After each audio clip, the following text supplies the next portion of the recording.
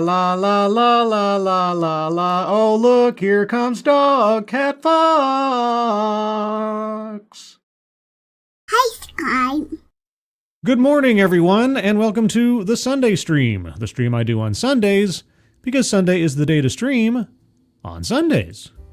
Hope you're all doing well on this beautiful Sunday morning. It's actually kind of nice out. It's pretty nice yesterday, too. Hopefully it'll be temperate, not too hot, not too cold. Not a big fan of the heat. I'm a creature of rain and fog, so something, about 72 degrees and lower is about where I'm at. But we shall see. Hope you're all doing well on this beautiful Sunday morning. Who's joining me on this beautiful Sunday morning? Old Guy Gamer. Now that I know I am going into semi-retire soon, I'm starting to try and sleep a little more each day. See you in the morning, Scarlet. Well, hey, old guy. Good for you.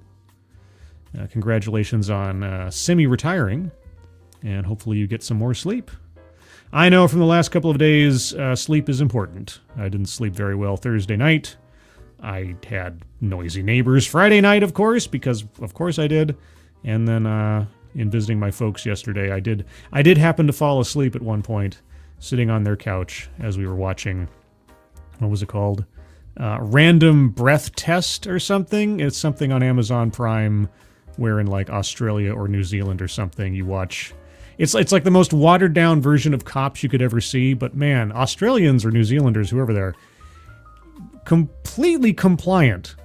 Like the most polite, like I violated the law and the cops tell me I'm under arrest. It's like, oh, no worries, mate. Like, really? It's just such a strange contrast between how you see body cam footage for traffic stops in America.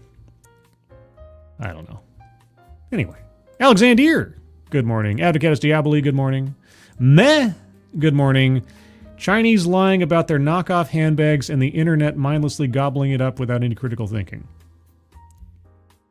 Okay, I'm sure that does happen. Good morning, man. TF Orix, good morning. Walter Tomaszewski, good morning. Mike R, good morning. Jill Powers, the River Daughter, good morning. Scribeblade, and all of you fabulous scribblers. Wrenches and chat, good morning, Jill. Simon Willikins, good morning. Kiro Soldier, hello. JB, good morning. And also, you guys, it's JB's birthday. Did you know that? I didn't know that till this morning. So JB, this one's for you. And a 1 and a 2. Happy birthday to you. Happy birthday to you. Happy birthday, dear JB. Happy birthday to you. Happy birthday, JB. Hope you have a good one. Hope you're having a good one.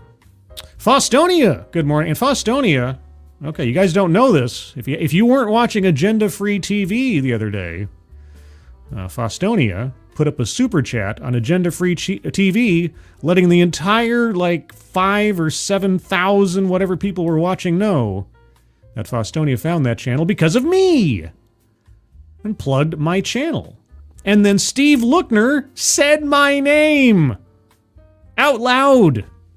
You usually don't see him reading super chats in full. Usually he just says thank you to people who donate. But he read the whole super chat. I was like, oh my gosh. And I was right there.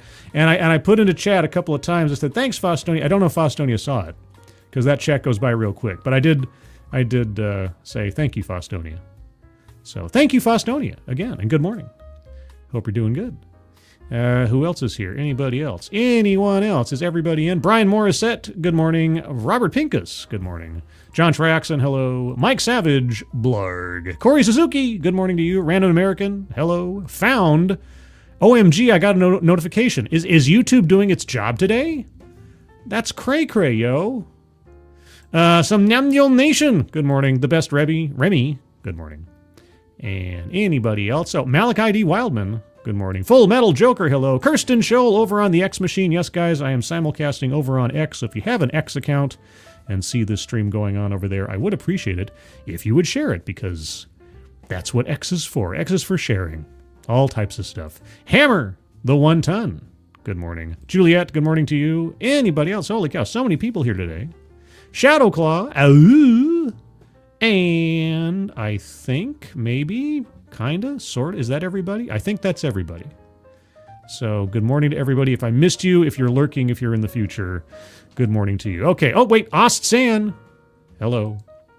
So, a lot of stories to get in today. Let's start off with one that I thought was something new, but was actually something that's been in process, I guess, for several months. So we're going to go back in time a little bit. We're going to go back in time to August of 2024. In August of 2024, something happened in Washington State. What happened in Washington State? Washington State launches race-based home loan program. This is from August 29th of 2024. A Washington State home loan program promises to counter racial discrimination by limiting the ethnicities of those eligible for its services. Yeah. The Covenant Home Ownership Program is a product of the state's 2023 Covenant Home Ownership Act, which received bipartisan support in the state legislature.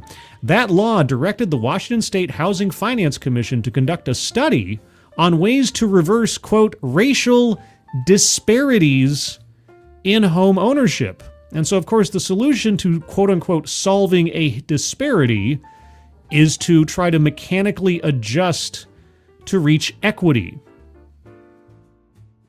Because disparity, as we know, obviously means there is an injustice taking place. Quote, the Covenant Home Ownership Act acknowledges the state government's role as both an active and passive participant in generations of discriminatory policies, which of course this one is not, and practices that created barriers to credit and home ownership for historically marginalized communities in Washington, and that these discriminatory actions continue to impact these communities today, the study reads. Okay, now, I don't know the history of every state in the union when it comes to things like, say, redlining and home ownership and where you can reside and so on. But I have a feeling that there are very few people who are actually victims of redlining in total in, say, the state of Washington. And of those people that are actually provably victims of past bad actions, that number does not constitute a broad-based racial home ownership scheme. But let's go on. First-time homebuyers who take advantage of the program are granted down payment and closing cost assistance in the form of a loan with 0% interest. The loan is due only when a buyer chooses to sell or refinance the home. So you're given, I don't think it says it here, maybe it'll say it later. Last I checked, you're given up to $120,000 in a no-interest loan, and you get to pay it back out of the selling cost of the house when you either sell it or refinance it.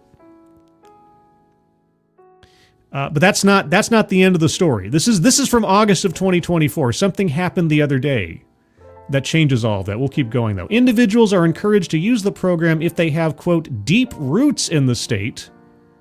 What constitutes deep roots? Defined as being related to someone who lived in Washington prior to the passage of the 1968 Fair Housing Act. If I'm related to someone who lived in Washington...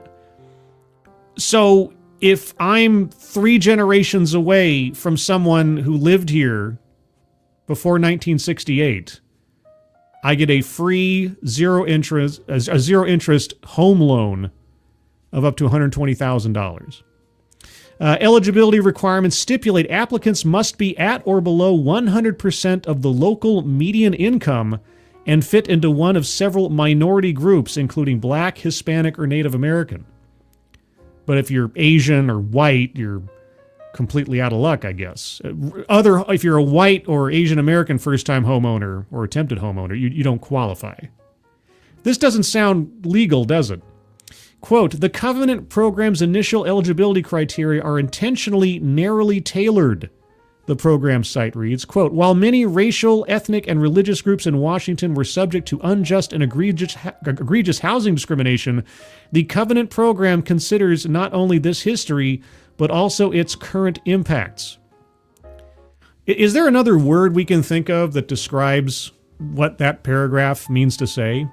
Oh yes, it's called reparations. This is paying people off of particular racial or ethnic groups to make up for the sins of the past, while restricting those things from other people because of their race. The groups eligible for the program, which launched on July 1st, are determined based on their home ownership rates compared to white people.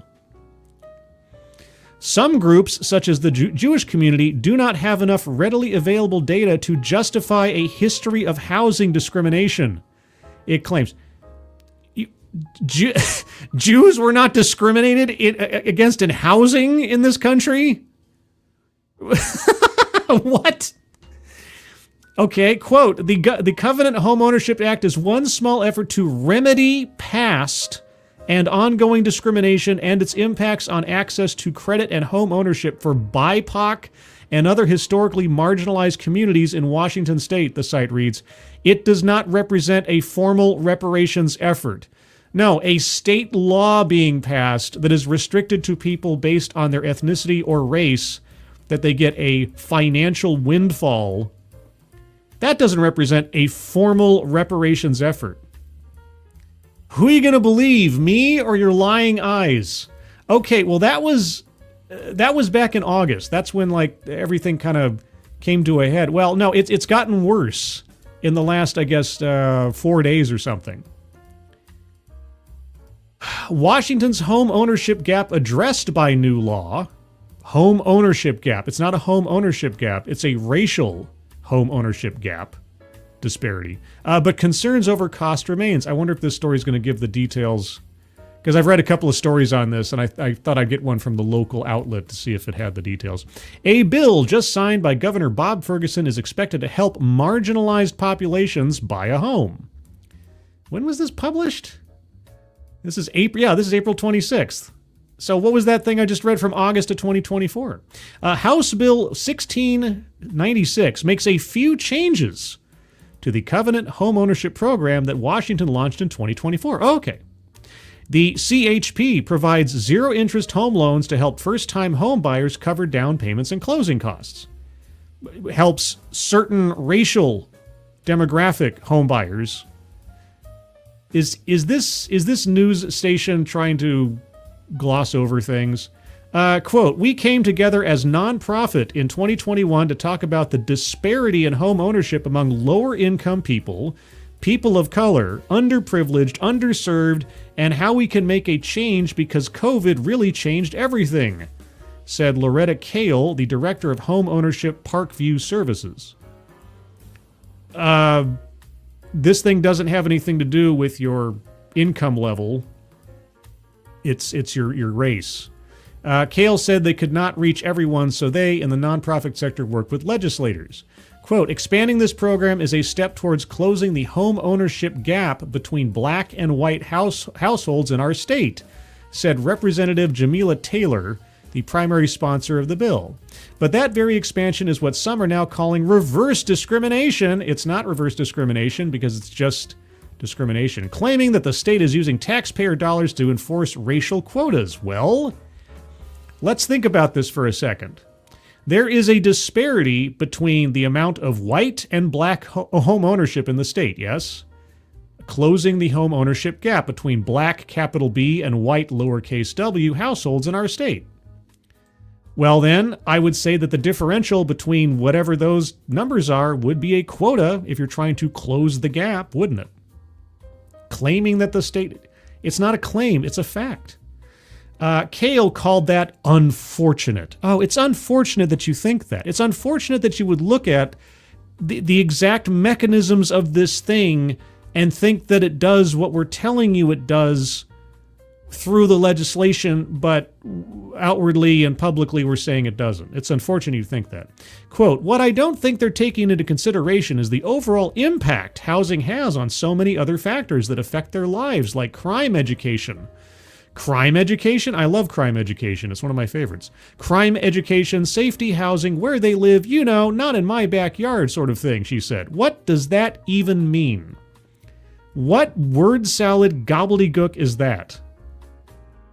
The overall impact housing has on so many other factors. Well, yeah, you know, having a roof over your head, having your own home, not having to deal with, I don't know, neighbors stomping around on the upper floors of your own apartment or something. You know, the pride of being able to tend to your own piece of property, that kind of thing. Yeah. What does that have to do with race again? Kale said the program, which started on July 1st, 2024, is working to help people willing to do the work. Well, what work do you have to do? They have to build a credit score, qualify for a mortgage, and prove a savings history. And they have to be of particular races. These aren't handouts, they're really hand-ups, Kale said. A 0% interest, quote-unquote, loan isn't a handout.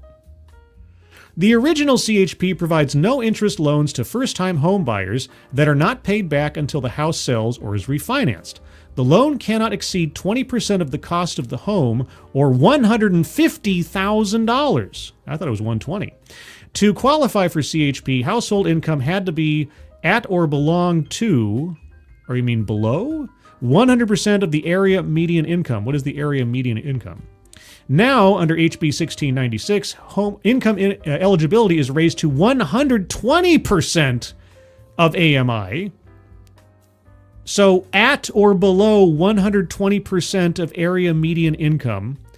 This new law also includes loan forgiveness after 5 years if the household income is 80% or less of AMI. So I'm given up to $150,000, and as long as I stay in the house for 5 years, and my AMI, my household income is 80% of or less of the area median, I don't have to pay it back? Where's the money coming from? Oh, thankfully, the next sentence helps to answer that, hopefully. The unanswered question here is, who will absorb that cost? Will taxpayers be on the hook for loans that are forgiven? The answer is yes. The answer is yes. This isn't a handout, by the way, guys. These aren't handouts, they're really hand-ups. $150,000 free dollars because of the color of my skin that I don't have to pay back. All I have to do is live in a home I buy it with for 5 years and make sure I don't make too much money, and then I get a free $150,000. Representative Taylor's office told Como News the program is 100% funded through a document recording fee, not the general fund.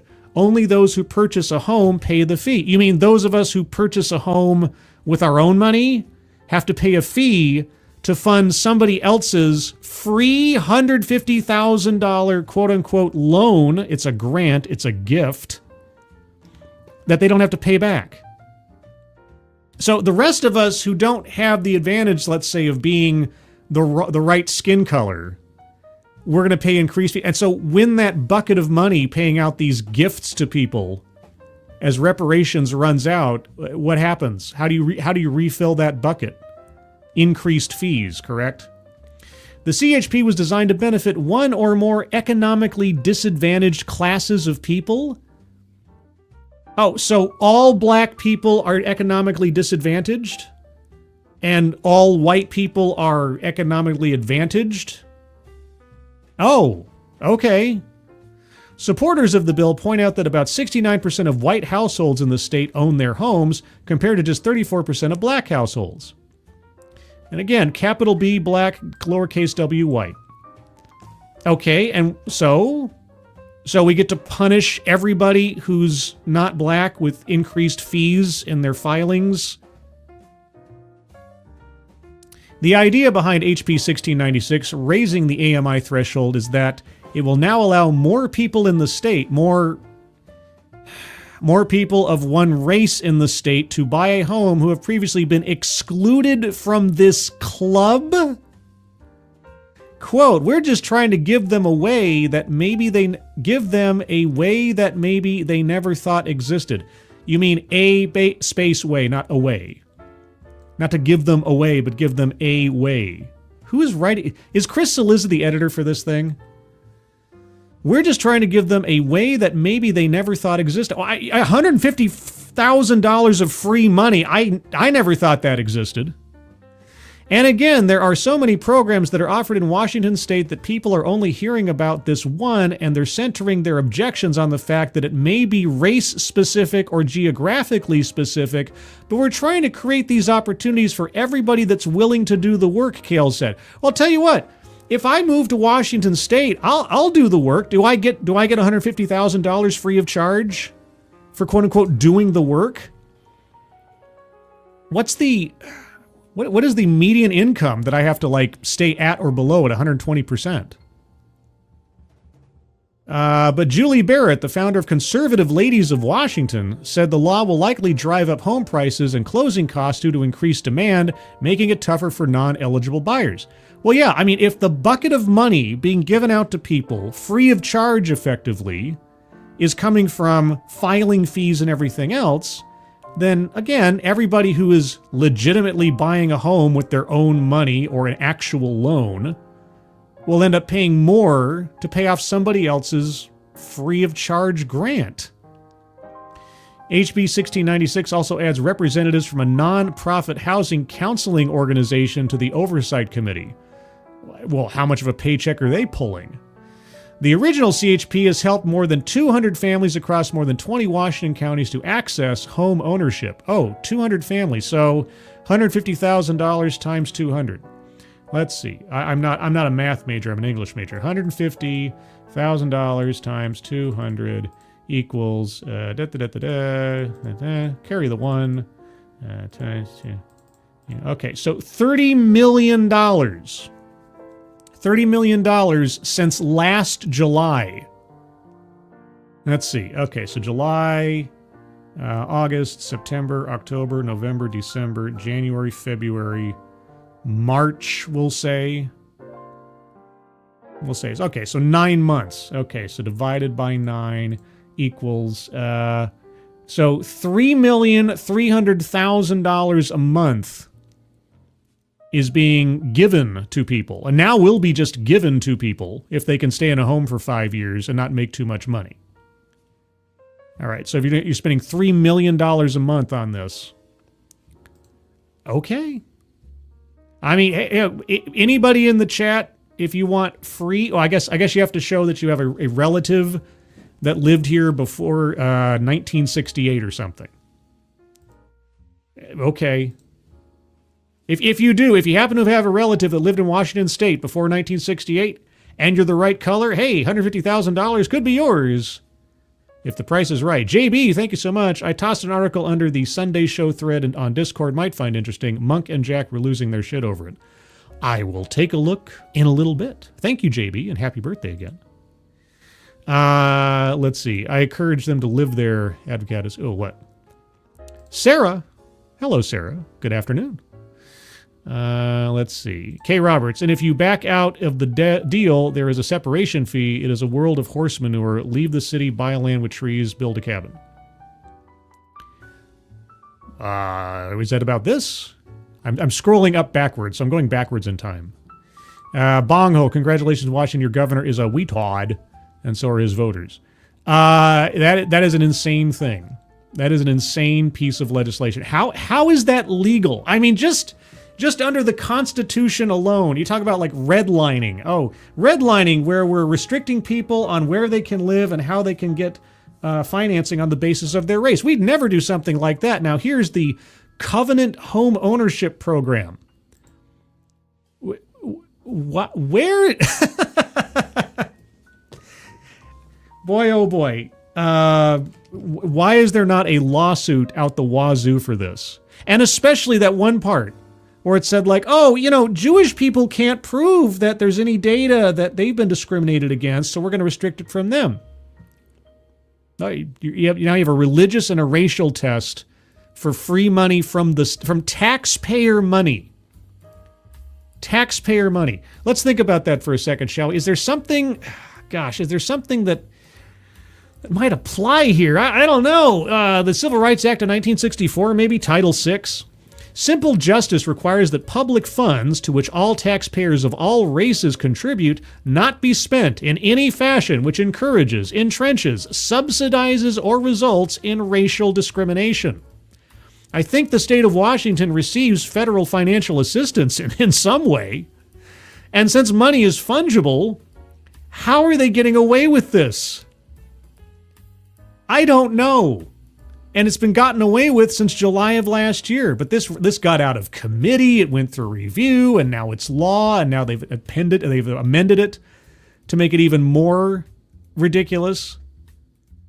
Pam Bondi.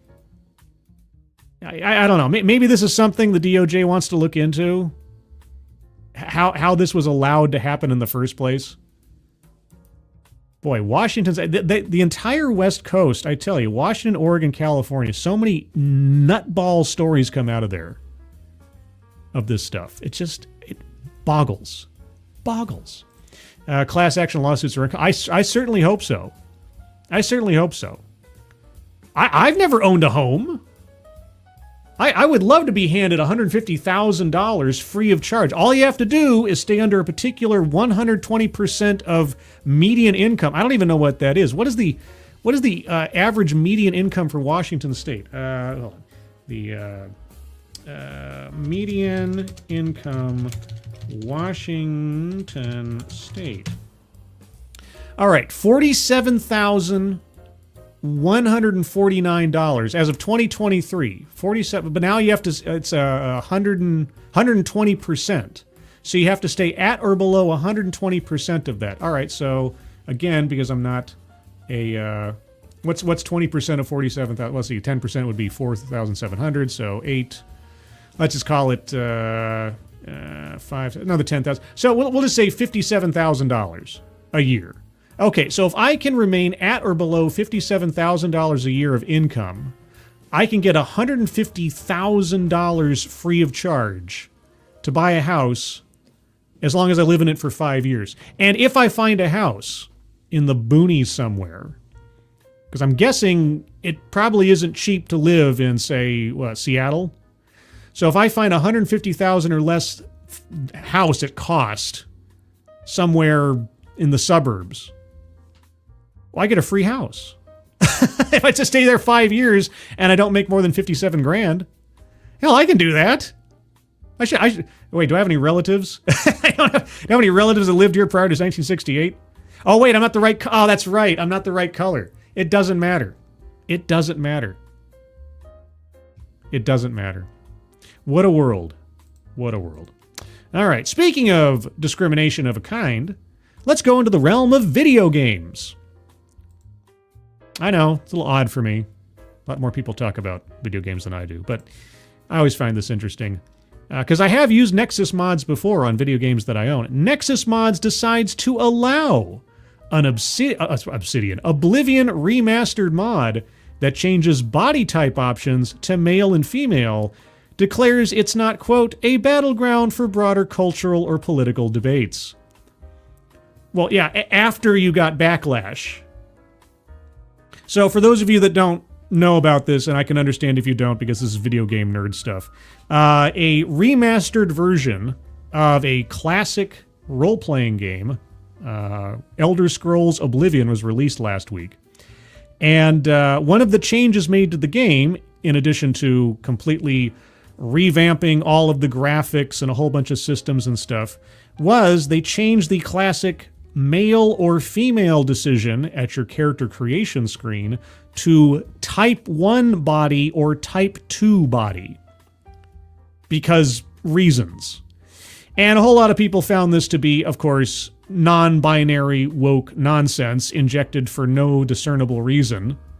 And so modders, as they are wont to do, created some code to allow players to just revise that to say male and female. Well, there are clearinghouses on the internet for where people can go to find these modifications for their games, and one of them is the place called NexusMods. And NexusMods saw this and decided to ban anyone that posted a mod to make this change, but apparently it was not a hill they wanted to die on after the backlash. The mod was deleted multiple times before NexusMods threw in the towel.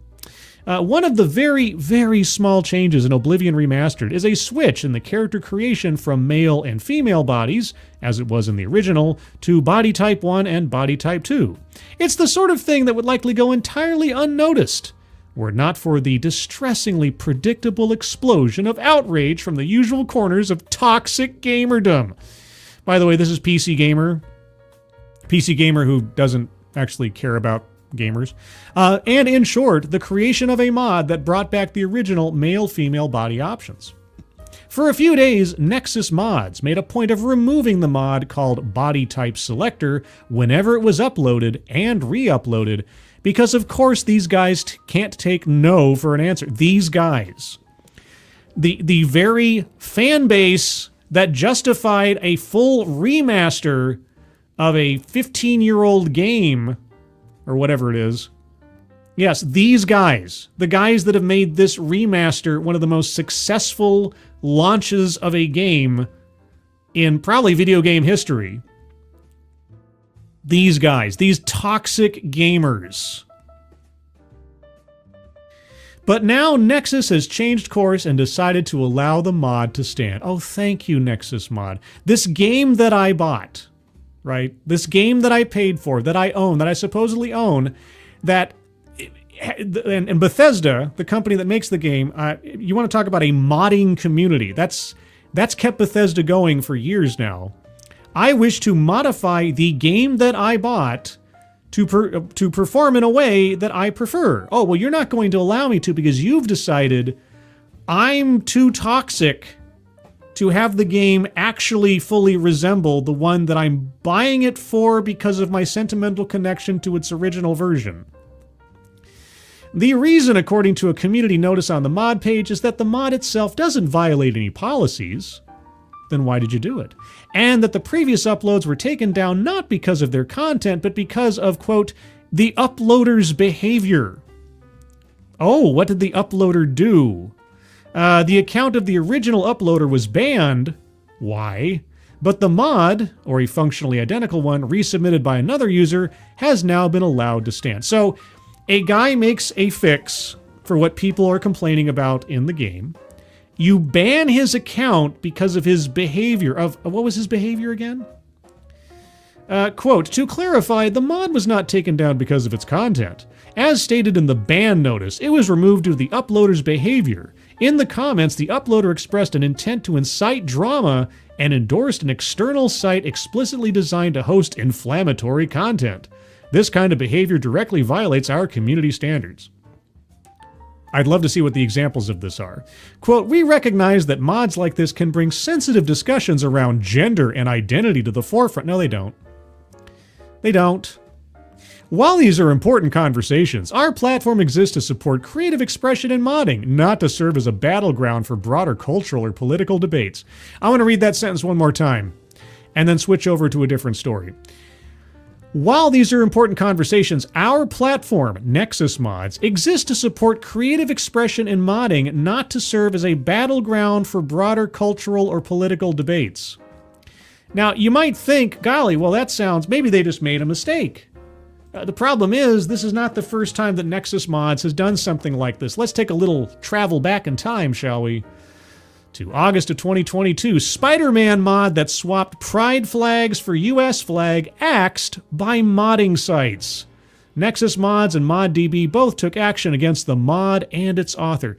Yes, NexusMods is the police of what is culturally appropriate in a game that someone has purchased with their own money.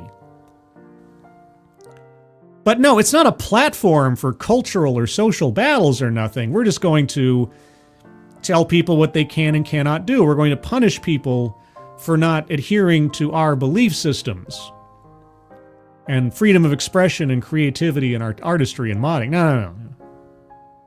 So yeah, NexusMods, a role model for video game culture. Dr. Functional, that is the thing about Nexus Scribbles, is that it's mostly community ran. So there's moderators and they do this shit a lot. The owner of Nexus hates culture war bollocks.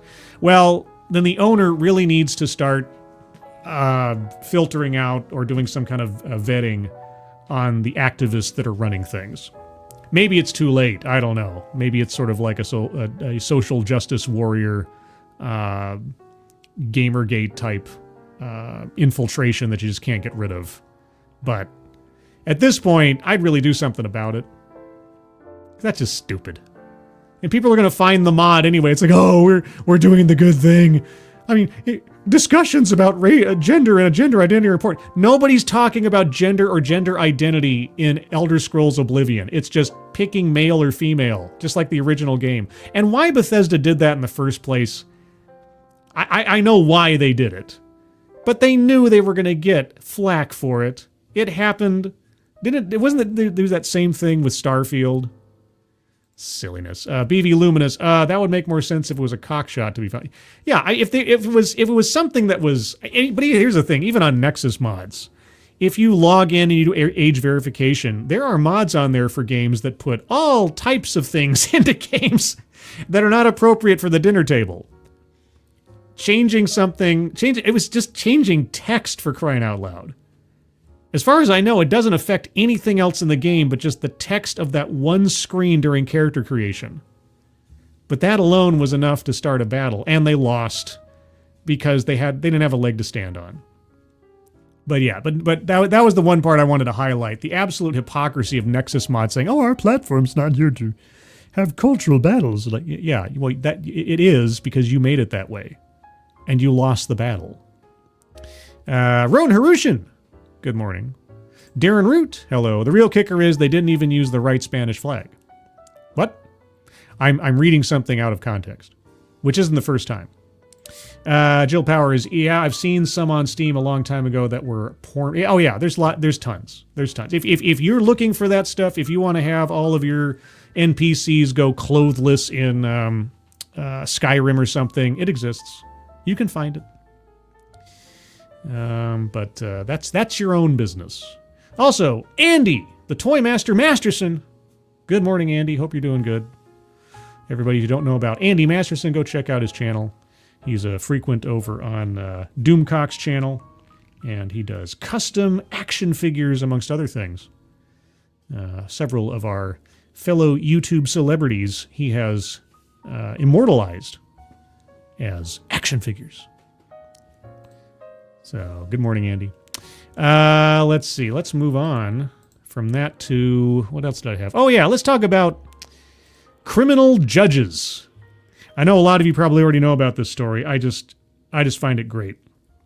I find it great because back in the first Trump administration, I did a couple of videos on public figures, mayors, police chiefs, and things who declared so brave that if ICE came around, they would not help. Or even they would try to assist in helping illegal immigrants avoid capture. And at the time, the mayor of Oakland at the time was someone that I did 2 videos on about this. You can find these in my playlist on my channel called Expatriate Games, where a lot of my early channel chronicles of immigration issues are kept. And every time that something like that happened, I was just like, boy, oh boy, I really do hope that the federal government and ICE take these people up on their offer that they're willing to go to jail to stand on this hill. Well, thankfully, the tide has turned. Took several years, but here we are. FBI arrests Milwaukee judge alleging she interfered in immigration operation. I've read the criminal complaint independently. You can find it online now. And granted that all the details within are true and factual, yeah, this lady deserves to be arrested and prosecuted fully. Make aiding and abetting a crime again. Maca. The FBI arrested a county judge in Milwaukee on Friday, alleging that she obstructed the detention of an undocumented immigrant, you mean illegal alien, who was wanted by federal authorities, a senior law enforcement official told NBC News. The arrest of Milwaukee County Circuit Court Judge Hannah Dugan marks a significant escalation of the Trump administration's crackdown on immigration, in line with the administration's rhetoric about going after local and state authorities on immigration-related matters. Dugan was arrested by the FBI and is now in the custody of the U.S. Marshal Service, the senior law enforcement official said. The official told NBC News that Dugan was arrested at about 8:30 a.m. local time in the parking lot of the Milwaukee County Courthouse. Before she entered the building, she was then transferred to the custody of the U.S. Marshals. Court documents related to the arrest were not available on Friday. Well, I've read the criminal complaint, so I'll give you a very, and again, I can't summarize everything that happened, but here's the very short version of what happened. So you had this illegal immigrant who had gone to the courthouse with a lawyer on a battery charge. So he was going there for a hearing on a battery charge. Immigration and Custom Enforcement discovered that this guy was going to be there, and he had already had an ejection from the country notice from several years ago or something. So a couple of guys from ICE show up, and they're waiting in the hallway, and they're going to wait until the hearing is concluded, and as soon as the guy leaves the courtroom, they're going to arrest him. That's the plan. Well, the judge gets wind of this, and then starts making moves to distract and harass the ICE agents. She then goes back into the courtroom and then escorts the illegal alien and his lawyer out through the jury door and then out through a private exit through her chambers, where then they leave while the ICE agents are distracted. And at the same time, apparently the person who was accusing this guy of battery was in the courtroom as she was creating this undercourt railroad to have this illegal immigrant escape law enforcement. Now, fortunately, the guy was eventually captured as he ran away from ICE on a foot chase, thankfully. But yeah, this judge, by her own hand, facilitated this guy escaping law enforcement. And everybody's going nuts on the left about, oh, now Trump's arresting judges. Well, what was the catchphrase for months and months and months and months in the lead up to the election and in the years in between? No one is above the law. Well, at least until you pardon your son and half a dozen other people. And now apparently judges who effectively try to defy federal law enforcement and assist fugitives in escaping capture. That's fine. I'm so glad she broke the law, aided and abetted, obstructed justice, the whole 9 yards. Arrest, prosecute. Take her off the bench. What oath do you imagine that she took when she became a judge? Do you think that somewhere in that oath, and I'm just guessing here, that she said that she would uphold and defend the Constitution of the United States? Apparently not. Apparently she was lying. So, but that's not the last story about this. No, it has evolved in the last 24 to 48 hours because judge threatens to close court after FBI arrest of Milwaukee judge. Oh, what's going to happen? A different Wisconsin, I put different in there because we have to distinguish here. A Wisconsin judge is now threatening not to hold court after the FBI arrested Milwaukee-based Judge Hannah Dugan on Friday on obstruction charges. Judge Monica Isham of Sawyer County made the stunning claim in an email sent to all state judges on Saturday, Wisconsin Right Now reported. Isham claimed that she no longer, quote, feels protected or respected as a judge, unquote, after the arrest of Dugan, and will, quote, refuse, unquote, to hold court without new guidance or support. Hey, Judge Isham, I got some guidance or support for you. Don't break the law and you'll be fine. If you're a judge, I'm sure you understand the concept of aiding and abetting a criminal. That's what Dugan did. So, if you want some guidance to protect yourself, don't do that and you're fine. Do you not understand why Dugan was arrested? Maybe you shouldn't be a judge either. Quote, I no longer feel protected or respected as a judge in this administration. If there is no guidance for us and no support for us, I will refuse to hold court in Branch 2 in Sawyer County. I will not put myself or my staff, who may feel compelled to help me or my community, in harm's way, unquote, she wrote. Well, then quit. We'll find another judge. You don't, guess what? You don't get to be a judge anymore. And then all the respect you think you're owed just for being a judge will go bye-bye. You can find something else to do. Isham added that she has, quote, no intention of allowing anyone to be taken out of my courtroom by ICE and sent to a concentration camp, especially without due process, as both of the constitutions we swore to support requires, even threatening, quote, to start raising bail money for defendants. You can no longer be thought of as an impartial adjudicator of the law. You should either resign or be kicked out of your job. You do not know what you're talking about, and you are absolutely negating your place as a judge. Isham's email follows the arrest of Dugan after she allegedly misdirected Immigration and Customs Enforcement officers in mid-April to help an illegal immigrant evade arrest. It wasn't just misdirection. No, she didn't like pull a rabbit out of her hat down the other end of the hallway while the guy slipped out the back. No, she guided them by her own hand through a back exit of the courthouse so they could escape. Why do you keep minimizing her role in the whole thing? Stop it. You're lying. JB, thank you again. This is dangerous when people lose faith in the judicial system. Bad things can happen. Those judges need to be disciplined severely. Yeah. Dugan needs to be prosecuted to the full extent of the law. And this Isham lady should just resign. She's in the wrong job. Or she needs to be impeached or removed or whatever they have to do, because she is showing that she cannot be trusted to be a fair arbiter of justice at all. According to a 13-page criminal complaint, Dugan directed officers away from Mexico native Eduardo Flores Ruiz, who was in court for a hearing on a domestic violence case, sneaking him out a back door of the courtroom typically reserved for jurors and in-custody defendants. That action led to Flores Ruiz leaving the courthouse for about 22 minutes before he was captured by immigration officials. Well, 22 minutes or 22 hours, either way, the judge helped him escape federal law enforcement. Officials had an arrest warrant for Flores Ruiz. Oh, I thought you said there was no due process. Who was it that said there was no due process? Who was already deported over a decade ago and at some point re-entered the country illegally. Well, there's no due process. It's unfair. We have no guidance. I don't know what to do. I can't protect my staff.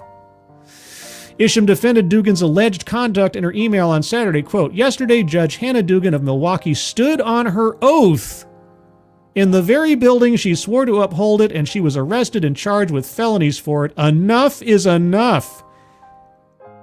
Resign. Resign, or whoever's in charge of judges in Wisconsin, kick her out of her job. She has forfeited the right to be a judge at this point. Wisconsin needs an enema. As the Joker said in Batman, this town needs an enema. Wisconsin really does need an enema. Okay, so a birthday boy sent me a story. Wait, is JB? I actually, you know what? Speaking of conversations on gender identity, I don't know if JB is a boy. I don't really care. But birthday person, I'll be politically correct. Birthday person sent a story for me to look at, so I will honor the birthday person. So this story apparently Monkey and Jack Cochran were all excited about last night, huh? Also, Ebony Williams, good morning. Hope you're doing good. Nice to see you. Anybody else I missed on the way? Oh, Fallen Angel Delinks. Good morning. Disbarred too. Yeah, ejected from judgeship. You don't get to practice law anymore. Goodbye. Goodbye. That should be it. Theater Wench Ginger. Good morning. Let's see. On SWD 40. Good morning. Birthday. Oh, there. Oh, that's a good one. I like that one. Birthday. And Bonghole makes a Tool reference. Let's see. So what's the story here? Seattle sued over nude park as city considered public masturbation deterrent infrastructure. What? Okay. Seattle neighbors who live near a park favored by LGBT nudists are suing the city over a rash of sex perverts who are allegedly driving to the park in order to publicly masturbate. It's gotten so bad that the city of Seattle is seeking requests for proposals with initial consideration to build, quote, public masturbation deterrent infrastructure.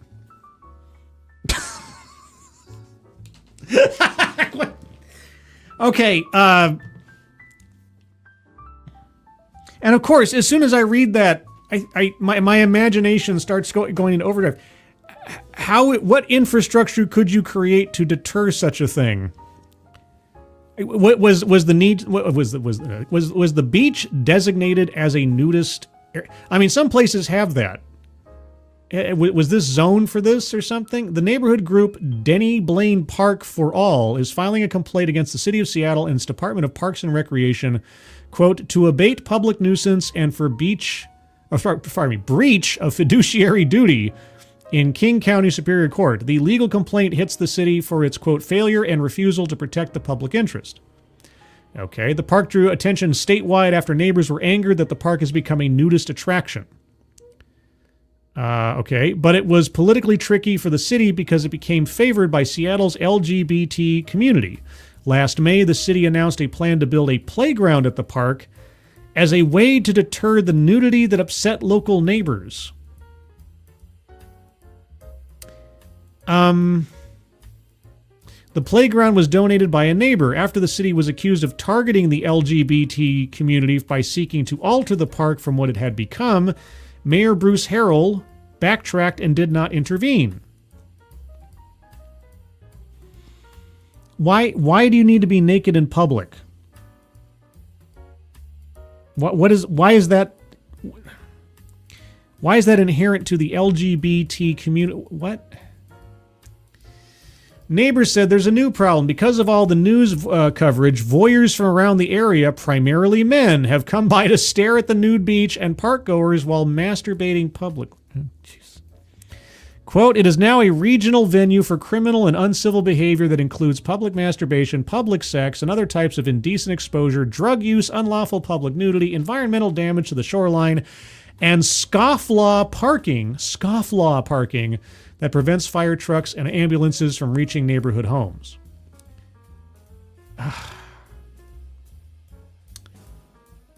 But in May of 2024, the Parks Department requested RFPs for access improvements and plan for Denny Blaine Park.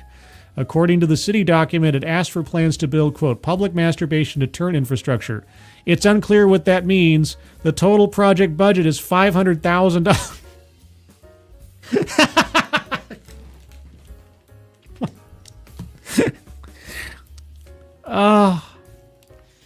Quote, we have scoped the project from the initial park community fund submission and will begin broader public engagement effort for the project in late 2025. We anticipate improvements occurring in 2027. I got an infrastructure deterrent idea for you. Bulldoze the park. Put up a bank or something. I don't know. You know what you could do? You could build a couple of extra homes that can be bought with the Covenant home ownership program. There you go. The spokesperson says the city removed the, quote, public masturbation deterrent infrastructure from city project documents, probably because it sounded absolutely ridiculous, but left on the submission online, quote, to show how the project's developed into more informed, scoped proposals. Okay, I don't want to read anymore. I'm done.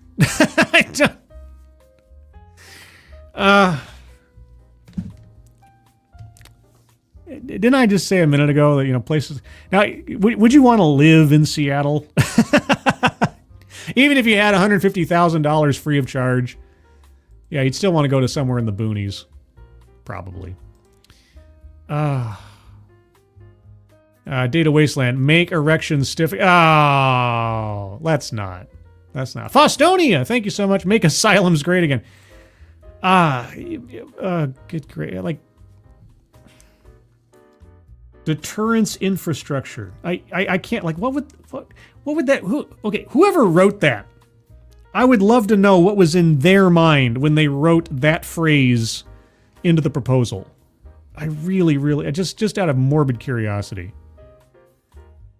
Let's see. Resolute Germ. I do, and no, I don't want to live. Oh, you live in Seattle? Oh, well, my condolences. If that is the kind of thinking that runs that town, it's like, maybe we should stop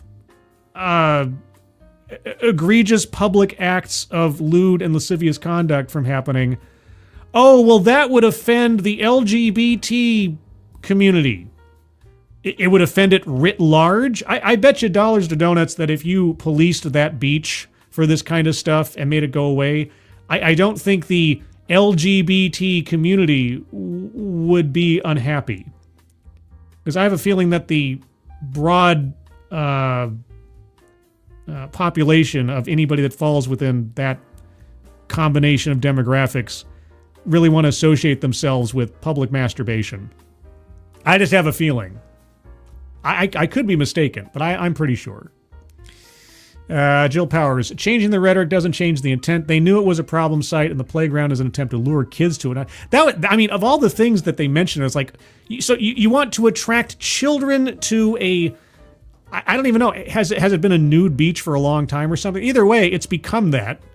You want to have facilities there that are meant to attract families and children to a place you already know is rife with drug use, public nudity, public masturbation, what? Okay. Seattle, people in Seattle, whatever you're doing in selecting people to run your town, do the opposite.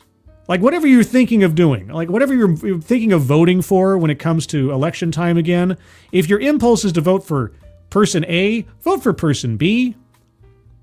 Just fight the worst instincts you have, because whatever you've been doing, this is what you get out of it. That's insane. But we're gonna pencil in $500,000 to address the problem somehow. Speaking of finances and taxpayer money, let's talk about the student loans for a second.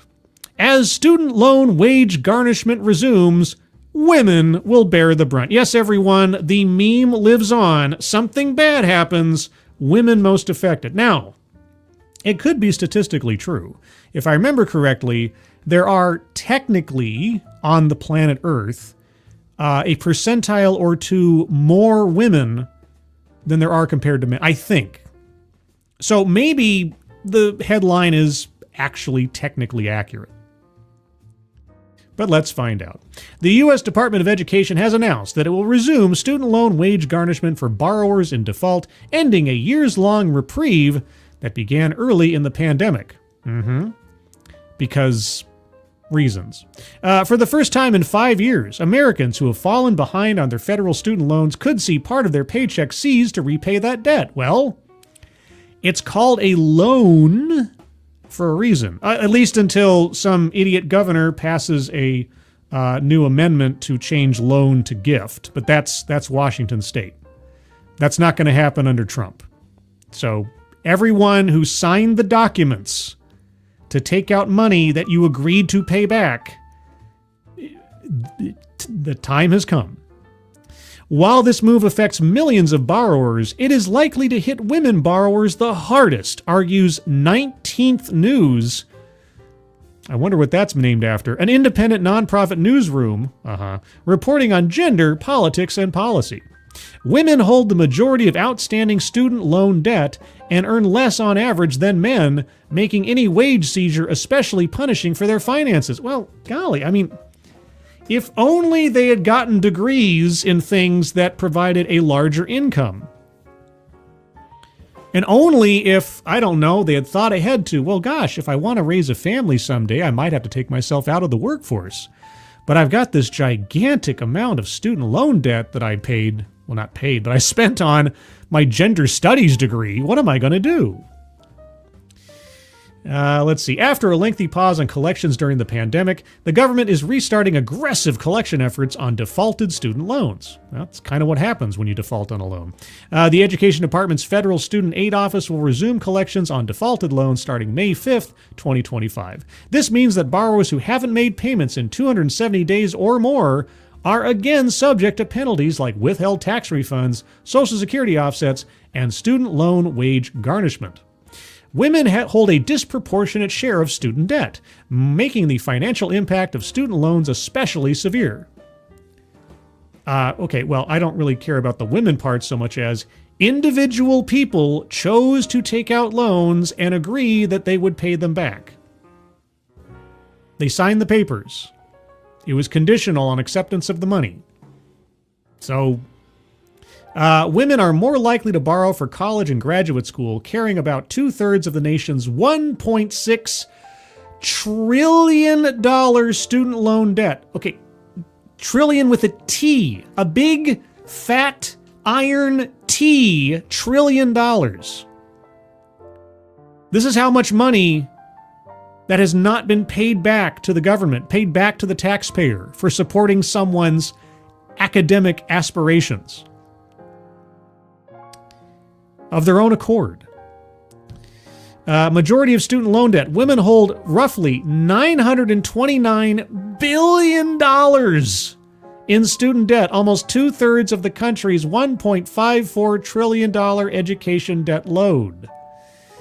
Higher balances at graduation. Women earning a bachelor's degree graduate with roughly $2,700 more debt on average than their male peers. Interesting. By the way, a bachelor's degree in what? Longer repayment timelines. Women take about 2 years longer than men to repay their student loans on average, partly due to the gender pay gap. Oh, the gender pay gap. You mean the earnings gap? You mean the amount earned, not the amount paid, correct? Because that would be the correct phrase to use. But no, the pay gap. Right. Because women are paid less than men. They don't earn less than men. A word you actually used in your own article here near the top of the thing, right? Women hold the majority of outstanding student loan debt and earn less on average than men. It's interesting that you give it correctly earlier in the article, but then you go down to the pay gap later on. Okay. Racial disparities, you say. Well, obviously, if there's a difference in numbers, therefore it's an injustice. Black women borrowers carry more student debt than any other group of women. You mean demographic of women. But anyway, because I don't know if you guys know this, just because you fall within a racial demographic does not make you a group. You know, when I was part of Lords of the Night, I was part of a group. But just being black does not mean you're part of a group. You don't all have the same handshake or something. It's just... Several factors drive these gaps. Oh, do tell. Let me see. Is it... well, let's see. The schools that they choose to go to or seek education in. Is it degrees that they're going for, or the amount of time they spend? Is it that they take themselves out of the workforce because of raising families at some point and then effectively earn less to be able to pay back the loans? What is it? First, women attend college in higher numbers than men, so more women borrow for education. Okay, well, that's their choice, sure. A lot of men probably either don't go to college or go into trade schools or things like that. Secondly, upon graduating, women face a persistent gender pay gap. You contradict yourself in one sentence. Women face a persistent gender pay gap, earning about 83 cents for every dollar men earn in the workforce. So it's not some sort of injustice being placed upon women. It is a matter of earn. So if you want to call it a pay or you want to call it an earnings gap or an earnings disparity, that'd be accurate. But a pay gap, they're not paid less, they earn less. Even your own sentence says that. You can't seem to just shrug off this accusation. Lower income means women have less disposable income for loan payments. Often resulting in slower repayment. Okay. It's no surprise that women usually need extra time to become debt-free. Well, okay, if it's no surprise, then what are we talking about again? As AAUW notes, I don't even know what that is, many women must postpone milestones like saving for retirement or buying a home because of their student loans. Well, I'll tell you what. If I make a decision that has a net negative effect on my personal finances, and it's going to affect my other financial decisions going forward, I guess the fault lies with me. And you know, I hate to tell you this, this happens to men as well. There are lots and lots and lots of men out there who are still paying off their student loans, and they have to make compromises, sacrifices, or different decisions they might otherwise not want to make in order to satisfy the debt that they chose to incur.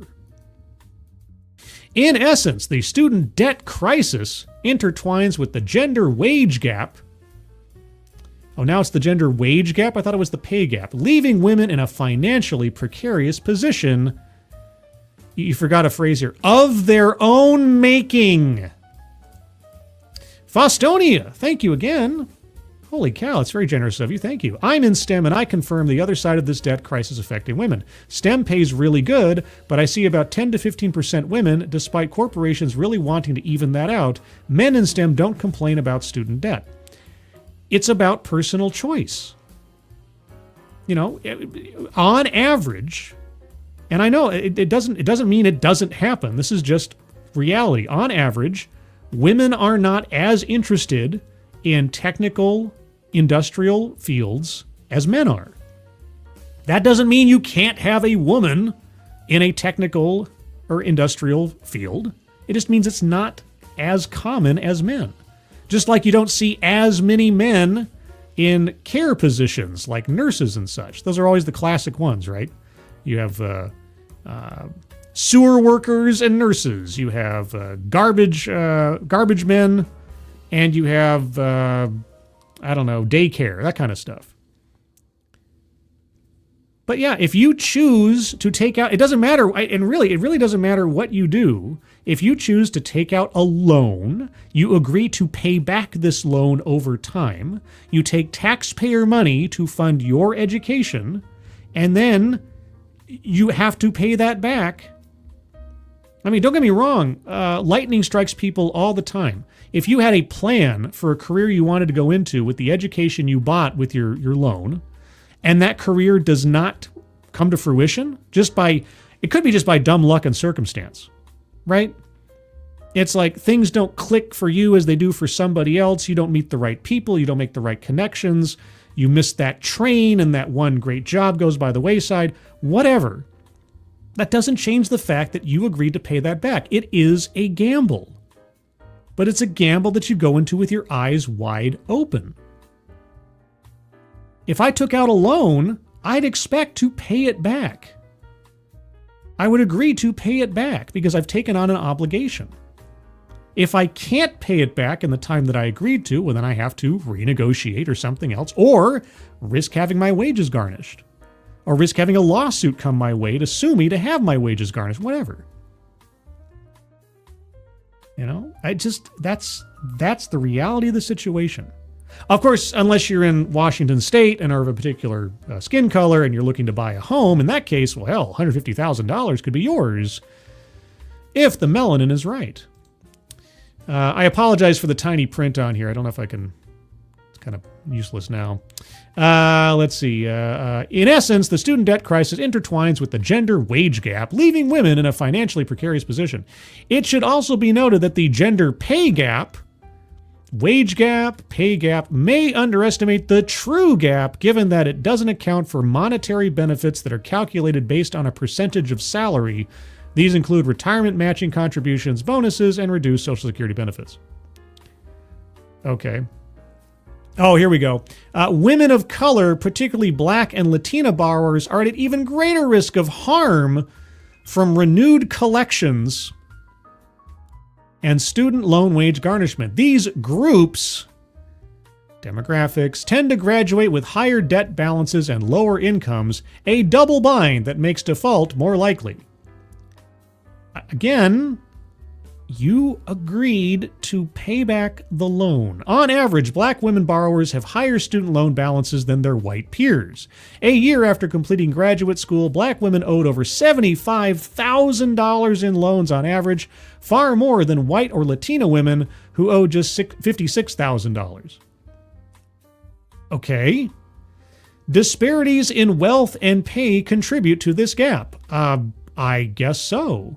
Black women working full-time are typically paid only 64 cents for every $1 paid to white. No, it's not paid. The word you're looking for is earned. Earned. Now, and here's the thing, if you know of a company or an organization that is paying people differently based on their race, well, I don't know what to tell you, but I got news for you. There's a law about that. There is a law that's been around for a long time, and if you've got a pay slip from all of the Black employees as compared to all the white employees, and every Black employee working in the same jobs or similar experience and so on are paid less, provably so, you've got a lawsuit. But we're not talking about pay gaps. We're talking about earnings gaps. Black women working full-time are typically paid only 64 cents for every $1 paid to white non-Hispanic men, and Latinas earn... Why is it that the Black women are paid but the Latinas earn? Okay, about 51 cents on that dollar, according to an analysis by the National Partnership for Women and Families. Such inequities, a disparity does not equate to an inequity inherently. You have to show that this is being done, consciously and through discrimination. Otherwise, it's not an inequity. It's just they earned less. Why are they earning less than a man? Could it be they're raising a family? Could it be they've made different decisions in their careers in life as compared to other men? What's the difference between how much do Black women earn as compared to Black men? Why do you only focus on white non-Hispanic men? What's the differential between Black women and Black men? Why don't you make it a gender thing? Such inequities mean women of color have fewer resources to draw on when loan bills come due. Crucially, default data reflect these struggles. A recent survey by the Pew Charitable Trusts found that Black and Hispanic student loan borrowers, okay, so regardless of gender, okay, are far more likely to experience default than white borrowers. About 50% of Black and 40% of Hispanic borrowers surveyed had defaulted on a student loan at some point, compared to 29% of white borrowers. Well, how much was borrowed? There are so many other factors they're not mentioning here. Given this data, the Department of Education's collections efforts could potentially be interpreted as siphoning more money from the paychecks of many Black and brown women who are already struggling to build wealth. Who took out the loans?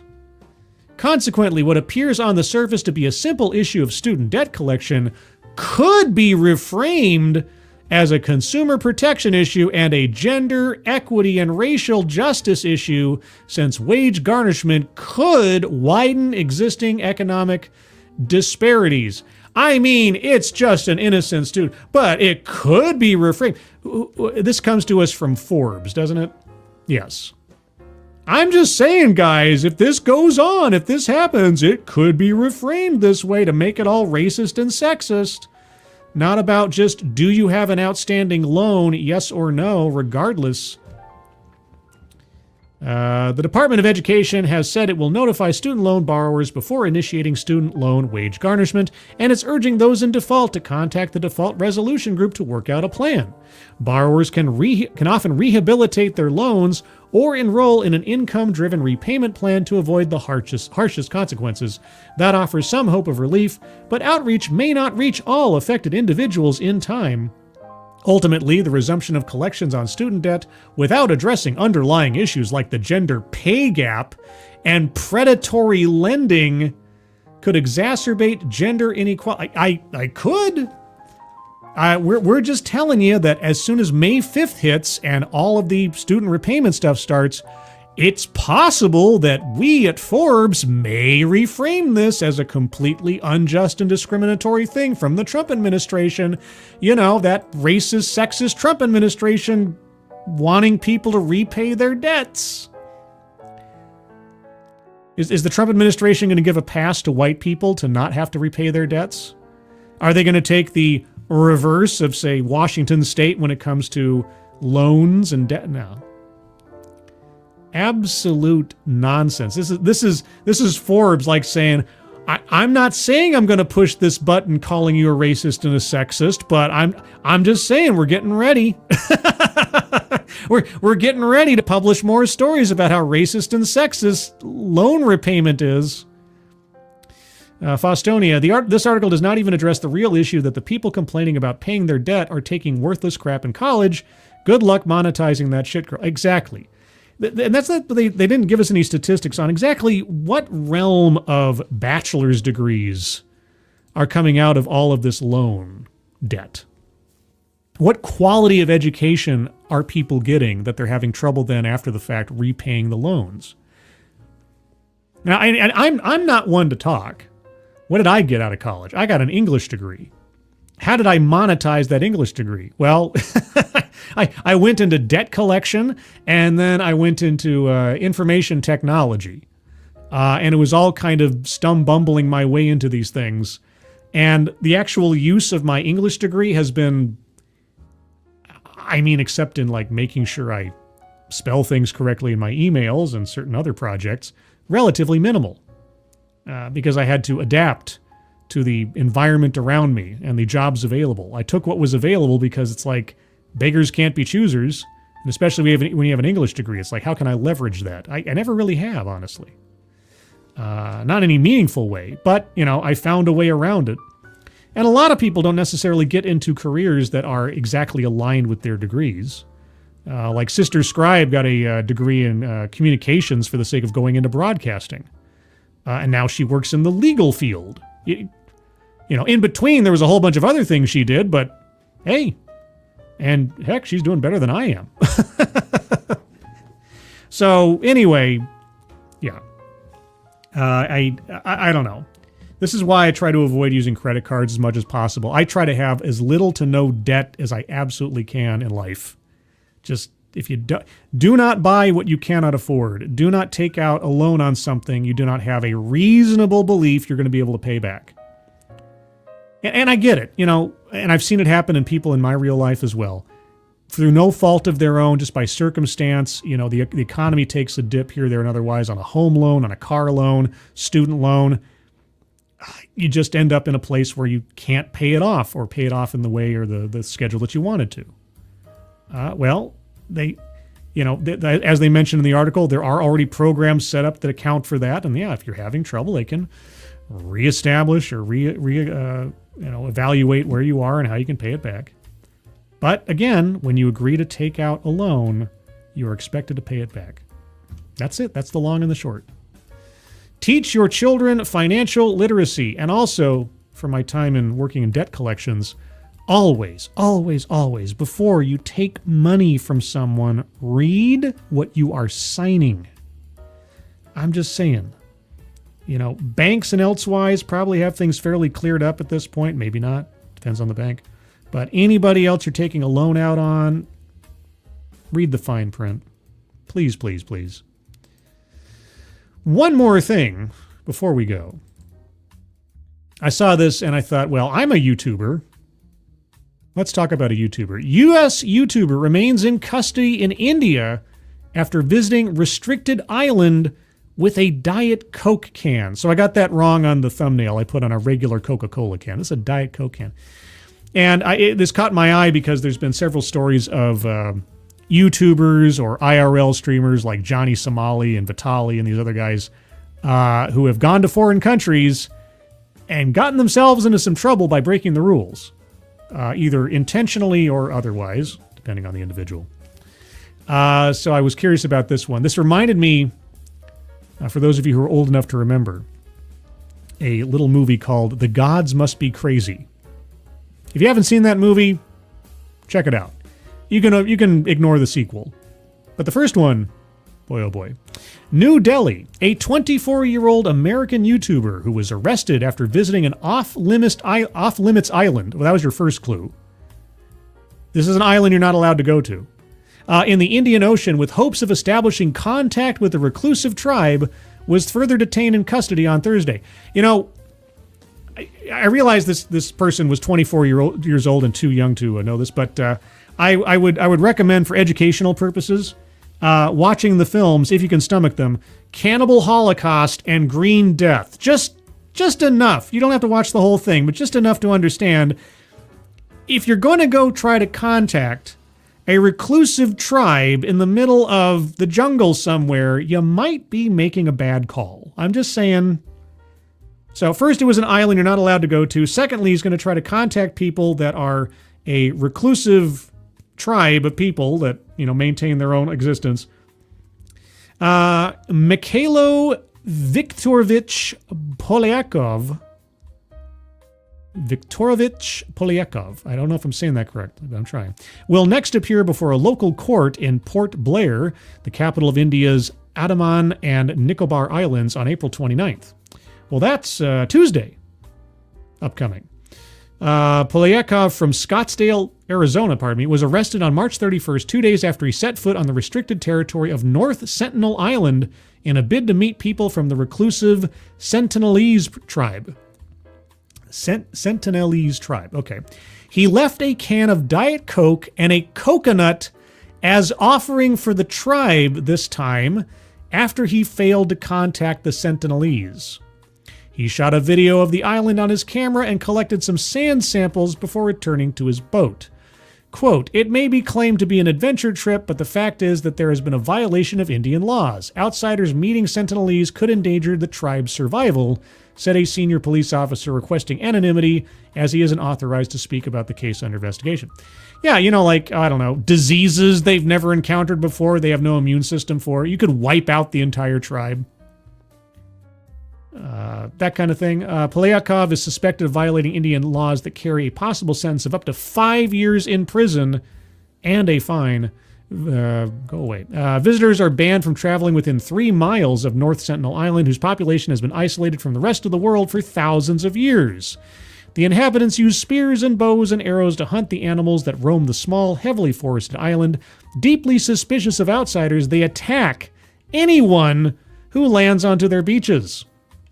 In 2018, an American missionary who landed illegally on the beach was killed by North Sentinelese Islanders, who apparently shot him with arrows and then buried his body on the beach. In 2006, the Sentinelese killed 2 fishermen who had accidentally landed on the shore. An official from the U.S. consulate visited Polyakov in jail earlier this week. Quote, "We take our commitment to assist U.S. citizens abroad seriously and are monitoring the situation," unquote. I'd say the guy got off pretty light compared to previous visitors. Let's see. Police said Polyakov had conducted detailed research on sea conditions, tides, and accessibility to the island before starting his journey. Apparently, not enough research to know that A, it was illegal to go there, and B, those that had in the past ended up dead. But, he's a YouTube content creator, which means that you know everything and make no mistakes. He stayed on the beach for about an hour, blowing a whistle to attract attention, but got no response from the islanders, much to his retroactive joy, if he didn't already know what the risks were. On his return, he was spotted by local fishermen who informed the authorities, and Polyakov was arrested in Port Blair, an archipelago nearly 750 miles east of India's mainland. Darwin Award nominee right there. I say nominee in the most sort of sincere humanitarian way, because if I said winner, we wouldn't be talking about him in the same way right now. Theater Winch Ginger, he has YouTube immunity. Oh yeah. As we all know, if you're a YouTube content creator, you're immune from consequences to your actions. Toot Sweet. He was a migrant. I know, an illegal migrant. With a people that have much stricter laws on illegal immigration than the United States. Shadowclaw. Scribelight. I wonder if the reclusive tribe has oral history that recounts possible plague after having contact with outsiders. Heck, a cold could kill them easily. Yeah, this is the thing. This idiot, besides putting his own life in danger, even if he had contacted the tribe before being, riddled with arrows, yeah, he could have passed on to them COVID, right? Or anything, common cold, the flu, something else, who knows, and eradicated an entire people. Yeah, so this guy decided that he was going to roll the dice on being a walking genocide, or even things left on that Coke can. Imagine if some little kid in that tribe came along and picked up that Coke can and played with it and got cut on it or something, and something on the can got into his system and then ended up, who knows? It's insane. Yeah, if this guy only gets 5 years, I'd say it's probably a gift. K. Roberts, was the local fisherman the same dude that rented him a boat that informed on him? Double dipping? Yeah, could be. It's like, oh, you're an American, you want to go out there? Sure, pay me, $500 American. I'll take you there. Unless he went there of his own accord, like he rented a boat. Yeah. If the guy didn't know where he was going. Who knows? But yeah, double dipping, that'd be great. Renovatio, hey, how you doing? Somebody please tell Lily Phillips and Bonnie Blue about the North Sentinel. Oh, God. About the North Sentinelese and watch what happens when they try to pull a stunt. Oh, good, great, yeah. I won't go into details who Lily Phillips and Bonnie Blue are. If you decide to look them up, just be wary. You're going to be looking at some adult content or some stories containing adult themes. K. Roberts. Or he could bring back a disease. Same was Columbus introduced STDs. Yeah, well. Anyway, yeah, so there you go, guys. Thought I'd top it off with a YouTube story because why not? But that is, more or less, the end of the show. A couple more things here before I depart for the day. Let me get a link ready. If you don't happen to already be a member of the Scribelight Discord server, well, let me tell you something. You can become one right now if you want. By clicking on the link in the chat, that link will take you to the landing channel called Say Hello, and in addition to saying hello, you just have to say the secret word. The secret word will tell me you're not a bot, have watched the stream, and have thus earned the right, the privilege, the entitlement to join the Discord server. And today's secret word is loan. Just say hello, loan, L-O-A-N. I mean, if you say L-O-N-E, I'll also know that you watched the stream because I just said that. But say hello, loan, and I'll know that you watched the show. Beyond that, I should be on Midnight's Edge in the morning tomorrow at 9:05 a.m. Pacific Time, noon 05 p.m. Pacific Time, Eastern Time, pardon me, where we'll talk about box office. I'm sure that The Accountant 2 will be brought up and how it compares to big blockbusters like Minecraft and a bunch of other things. I'll probably also talk about, maybe what the future of Batman 2 might be, and a whole bunch of other stuff in the wonderful world of Hollywood movies. Also, Predator, whatever's coming out, the Predator Badlands thing. We shall see tomorrow. Also, I got to start collecting stories. Tomorrow at 12:30 p.m. Pacific Time, 3:30 p.m. Eastern Time will be the next installment of DEI Death Watch. I'll go back to stories for this episode rather than a research stream. We'll talk about other instances about DEI and its downfall and or its doubling down tomorrow. So, with that, everybody, thank you so much for joining me. Moderators, thank you for keeping an eye on things, even though everyone here is so well behaved. You have very, very little to do. Everybody who donated, either to myself or at the top of the chat box, the link to the Leukemia Lymphoma Society. I think I forgot to mention that. That's my bad. Please take a look at that if you have the opportunity. And if you can donate, please do so. Even if you can't, if you could share that out on social media, that would be appreciated. I just had the opportunity to visit with my father yesterday, who is suffering from leukemia, and I am absolutely certain that he would not be with us today were it not for the medicine and treatment he has received as a result of research into leukemia lymphoma. So guys, please keep that in mind. And otherwise, everyone, I hope you have a good rest of your Sunday. I hope you have a good week ahead of you. For those of you having to deal with month-end stuff for billing and invoicing and everything, you have my condolences. I'm right there with you. And otherwise, everyone, I hope you're all safe and well. If you're not well, please get well soon. And I'll see you on the next one. Take care. Bye-bye.